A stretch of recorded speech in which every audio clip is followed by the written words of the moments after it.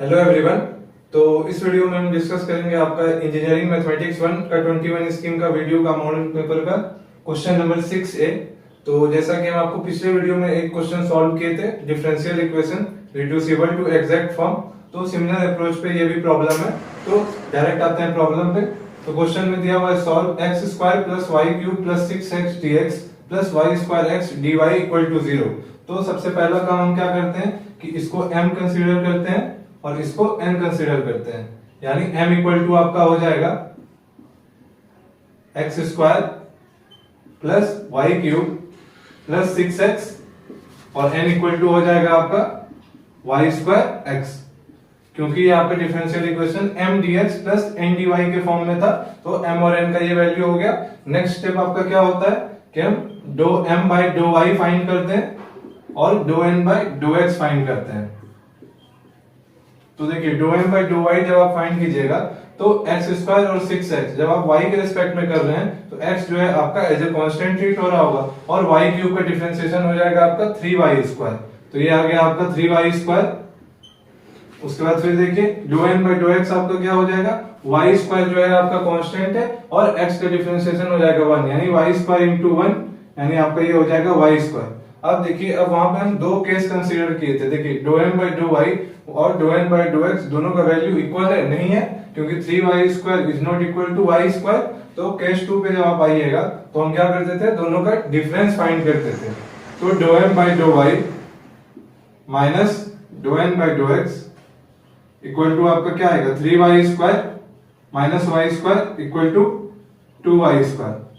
तो देखिए अब जो ये वैल्यू आया ये किसके क्लोज है ज्यादा, जब आप कंपेयर कीजिएगा तो देखिए ये जो है आपका 2y स्क्वायर ये लगभग n के क्लोज है। तो n के क्लोज है तो इसका मतलब हम यहाँ पे n से डिवाइड करेंगे, कहने का मतलब है 1 बाय n इंटू डो m बाय डो y माइनस डो n बाय डो x इक्वल टू आपका हो जाएगा 2y square divided by n का वैल्यू है y स्क्वायर x। तो यहाँ पे आपका जो है ये y स्क्वायर और ये y स्क्वायर कैंसिल हो जाएगा और आपका ये आ जाएगा 2 बाय x जो कि आपका फंक्शन ऑफ x है। नेक्स्ट स्टेप आपका क्या होता है, हम इंटीग्रेटिंग फैक्टर फाइंड करते हैं। तो इंटीग्रेटिंग फैक्टर फाइंड करने का आपको फॉर्मूला पता है कि इंटीग्रेटिंग फैक्टर इक्वल टू होता है आपका e to the power integration f of x dx। तो देखिए e to the power integration, अब f ऑफ x आपका क्या है 2 बाय x, तो 2 by x dx 1 by x का आपको इंटीग्रेशन पता है, 1 बाय x का इंटीग्रेशन होता है log x और 2 आपका कांस्टेंट है तो वो बाहर आ जाएगा, तो ये हो जाएगा e to the power 2 log x। तो जैसा कि हम आपको पिछले वीडियोस में बता चुके हैं कि दो फॉर्मूला जो है आपको वो याद रहना चाहिए। लॉगरिथम का प्रॉपर्टी आपको हर एक क्वेश्चन में, ऐसे क्वेश्चन में जहां पे भी आपको इंटीग्रेटिंग फैक्टर फाइंड करने बोलेगा वहां पे ये अप्लाई होता है। तो फॉर्मूला क्या है आपका log x to the power m equal to होता है m log x और सेकंड फॉर्मूला जो है आपका वो है e to the power log to the base e a equal to हो जाता है आपका a। तो ये आपका दो फॉर्मूला है जो कि बार बार अप्लाई हो रहा है। तो देखिए इसको जो है हम जब 2 log x यानी m log x, तो m log x के जगह पे हम जो है ये फर्स्ट फॉर्मूला था और ये सेकंड, तो m log x की जगह पे हम log x to the power m भी लिख सकते हैं, यानी 2 log x को हम क्या लिख सकते हैं e to the power log x square. फिर सेकंड वाले फॉर्मूले से जो है ये डायरेक्ट a हो जाता है, तो a के जगह पे यहाँ पे क्या है आपका x स्क्वायर, तो ये इक्वल टू हो जाएगा आपका x स्क्वायर। तो अब आपका इंटीग्रेटिंग फैक्टर आ गया। तो नेक्स्ट स्टेप आपका क्या होता था, इंटीग्रेटिंग फैक्टर से जो हम m और n को मल्टीप्लाई करते थे, तो अब मल्टीप्लाई करते हैं।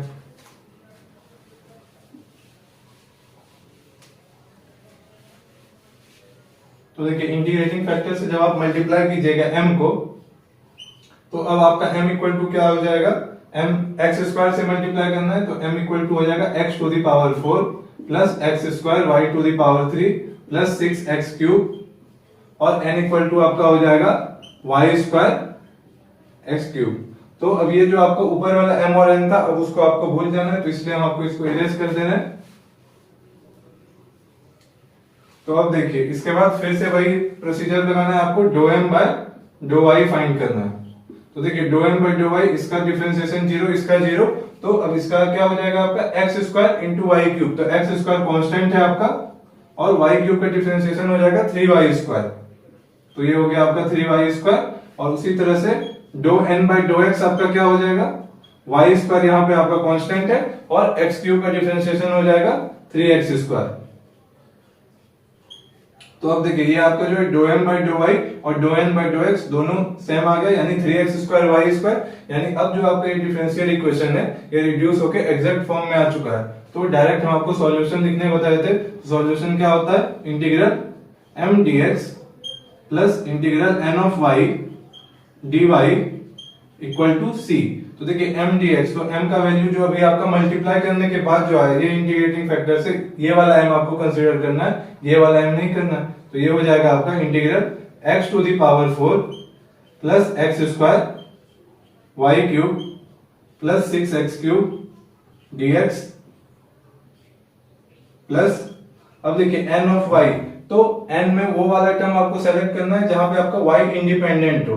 तो देखिए n इक्वल टू है आपका y² x क्यूब, तो यहाँ पे आपका y इंडिपेंडेंट नहीं है क्योंकि ये x के साथ मल्टीप्लाई किया हुआ है। तो इसलिए जो इसको हम लिखेंगे 0 into d y equal to c। अब देखिए यहाँ पे नॉर्मल इंटीग्रेशन है आपका x to the power n का आपको फॉर्मूला पता है, x to the power n+1 by n+1। तो x टू द पावर 4 का हो जाएगा आपका x to the power 5 by 5 plus y cube into x cube by 3 plus, direct हम आपको रिजल्ट लिख रहे हैं 6x to the power 4 bye 4। तो यहाँ पे जो है आपका ये इक्वल टू c, और 0 का इंटीग्रेशन आपका 0 हो जाएगा ये। और उसके बाद फिर यहाँ पे आपका जो है ये 3 2 6 और 2 2 4, यानी ये जो है आपका ये जो आया यही आपका फाइनल सॉल्यूशन हो जाएगा। यानी x to the power 5 by 5 plus y cube x cube by 3 plus 3/2। आपको नेक्स्ट स्टेप में ये जो कैंसिल किया इसको आप नेक्स्ट स्टेप में फाइनल लिखना है आपको 3/2 x to the power 4 equal to c, जहां पे c आपका क्या है, कांस्टेंट। तो जनरली आप एग्जाम में यहाँ पे लिख दिया कीजिए वेयर c इज कांस्टेंट, तो ज्यादा बेहतर रहता है। Thank you.